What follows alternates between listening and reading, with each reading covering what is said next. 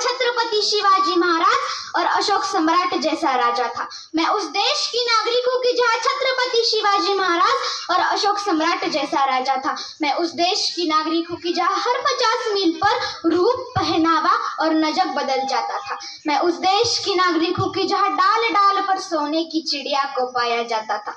मैं उस देश की नागरिक हूँ कि जिस देश को अपने भूगोल से पहले इस ब्रह्मांड का भूगोल समझा जाता था। आज से उपस्थित संपूर्ण भारताचे शिलेदार, इथले प्रतिष्ठित नागरिक, उपस्थित सर्व गुरुवर, आदरणीय अध्यक्ष व विद्यार्थी बालमित्रांनो, जहाँ डाल डाल पर सोने की चिड़िया करती है बसेरा, वह भारत देश है मेरा, वह भारत देश है मेरा। या उक्तीप्रमाणे आजचा दिवस आपल्यासाठी खूप महत्त्वाचा आणि आनंदाचा आहे, कारण आज 15 ऑगस्ट 1947 म्हणजेच याच दिवशी आज आपल्या भारताला स्वातंत्र्य मिळाले होते, म्हणून हा दिवस आपण स्वातंत्र्य दिन म्हणून साजरा करतो। आज आपल्या देशाला स्वातंत्र्य मिळून 77 वर्ष पूर्ण झाली। आज आपल्या भारताला स्वातंत्र्य मिळून 77 वर्ष झाली। त्यासाठी आपल्याला इंग्रजांशी 150 वर्ष लढावे लागले, परंतु हे स्वातंत्र्य आपल्याला सहज मिळाले नाही, तर त्यासाठी अनेक क्रांतिकारकांनी आपल्या प्राणांची आहुती दिली, आपले हुतात्मा गमावले, त्यात बलिदान आंदोलन या सर्व गोष्टी त्यागून त्यांच्यामुळेच तर आज आपण अच्छे दिन बघायला मिळत आहे। त्यांच्यामुळेच तर आज आपण आनंदाची गोड फळे चाखतो।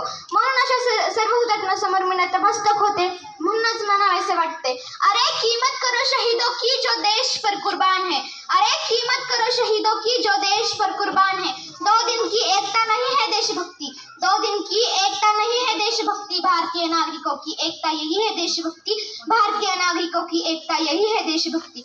मला हे सांगताना व म्हणताना खूप आनंद होतो की मी एक स्वतंत्र भारताची नागरिक म्हणून जगते। मी स्वतःचे हक्क सांगते, मला स्वतंत्रपणे जगायला मिळते। मीच नाही तर आज हे सांगताना तुम्हाला सुद्धा आनंद होत असेल, आज आपण स्वतंत्र भारताची नागरिक म्हणून जगतोय। पण मला हे सांगताना खूप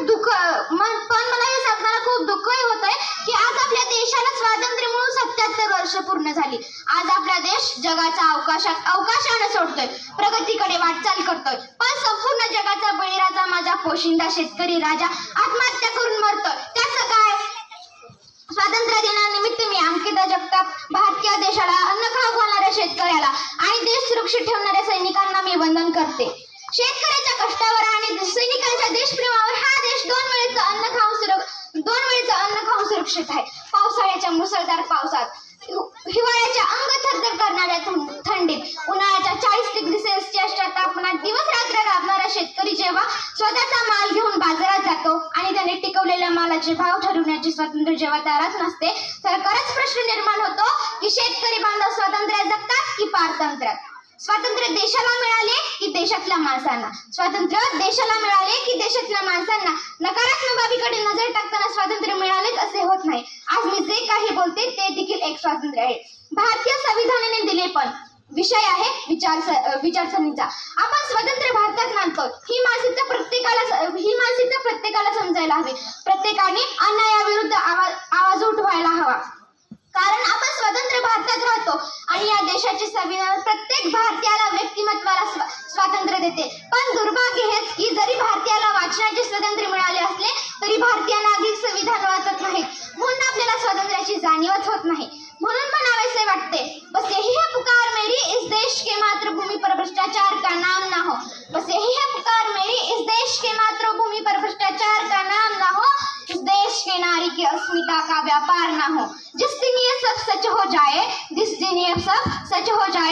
ये सब रुक जाए, बस यही है पुकार मेरी, बस यही है पुकार मेरी। ज्या दिवशी आपण सर्वजण एकत्र येऊ त्याच दिवशी हे शक्य होणार आहे। याची वाट तुम्ही मी पाहत आहोत। आपला देश जगाला लाजवेल असा अणुबॉम्ब, हायड्रोजन बॉम्ब तयार करतो। संपूर्ण जगात जास्त प्रगती करणारी 4थी अर्थव्यवस्था म्हणजे भारत देशाची। परंतु एकीकडे होत जाणारी प्रगती आणि दुसरीकडे होत जाणारे भारतीय संघाचे उत्पन्न, या दोन्ही मध्ये सुवर्ण मध्य साधायचा असेल तर तुम्हाला आणि मला एक स्वातंत्र्याचा लढा द्यावाच लागेल। ज्या दिवशी आपण सर्वजण एकत्र येऊ त्या दिवशी कुठल्याही देशाची आपल्याकडे वाकडी नजर करून बघण्याची हिम्मत होणार नाही। त्या दिवशी मी म्हणेन, ए पाकिस्तान और चीन तू सुन ले, ये पाकिस्तान और चीन तू सुन ले, ना होगा पाकिस्तान, ना होगा चीनिस्तान, ना होगा खलिस्तान, सारे जहां में की आता उठू सारे रान, आता उठू सारे रान, आता पेटू सारे रान. भारत देशाच्या महासत्तेसाठी लावू पणाला प्राण, भारत देशाच्या महासत्तेसाठी लावू पणाला प्राण. एवढे बोलून मी माझे भाषण संपवते. जय हिंद, जय भारत.